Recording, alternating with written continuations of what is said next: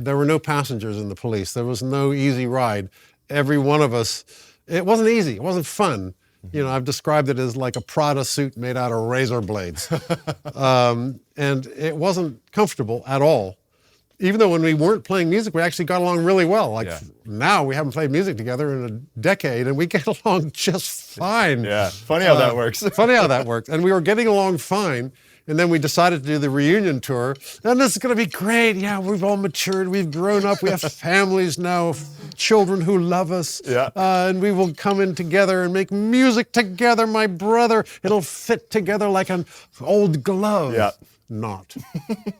And we had become more set in our ways. Yeah. And I had become less accustomed to having the bass player say fucking anything to me. Oh, and he had become less accustomed to having to say things twice to the drummer.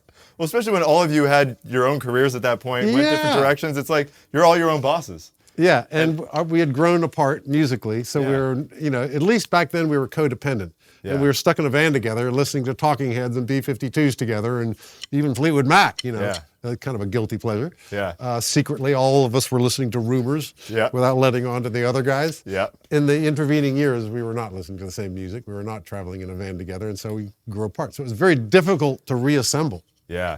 At least to a good point. So compared to the first record, like that describes what the band was like, hanging out, listening to the same music. By Zenyatta, kind of like midway through, how had the dynamic changed? Well, we were still kind of codependent, you know, even though we were ruling the world and so on. The dynamic changed with Sting at first was very happy that we were, so, you know, we liked his song. Wow, really? You like it? Gosh, cool, you know.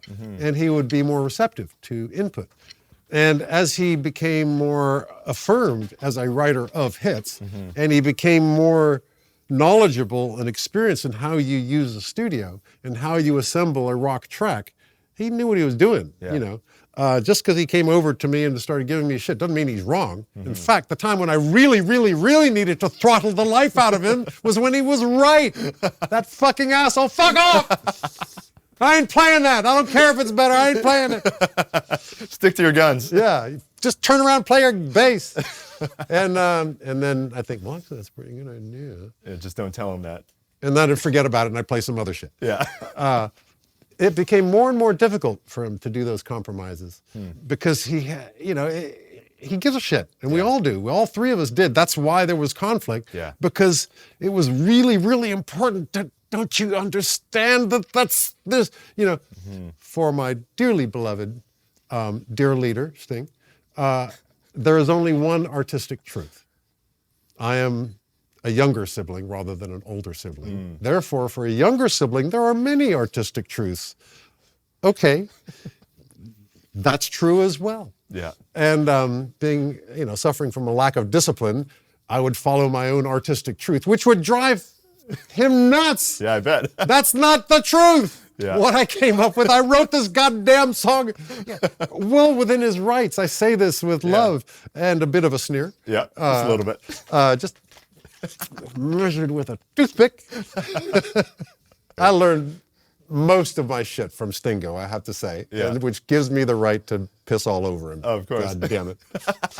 And it just got harder and harder for him to give it up because he was more and more certain in the knowledge that his singular artistic truth is the only truth. And because one odd characteristic of old Stingo is that he's extremely loyal. He just, you know, for us to fire Henry was really traumatic. And looking at Sting's life today, he still has around him the same people, Dano Quattrochi, you know, sadly Billy Francis died, but the people he has around him have been with him for half a century. Yeah. You know, insane. But, you know, so he's very loyal, including to Andy and I still, but music surpasses humanity. Yeah. And sure, I love you, brother, but I want it like this. Yeah. And you're not giving it to me like that. But he stuck with us for 5 albums. Yeah. The first 2 were lots of fun. Zenyatta Mondatta was where he began to feel that thing of, wait a minute, I had this great idea and now it's not that idea anymore. It's some other thing. And it had to go out of the world and earn itself. But it's still, you know, and then The next 2 albums were very, very difficult. And we were lucky to get those 2 albums out of him. I thought he was going to bail after Ghost in the Machine, but he's still there and he's still writing songs, Yeah. and we're still a band. Lasted longer than I expected it to, actually. Yeah.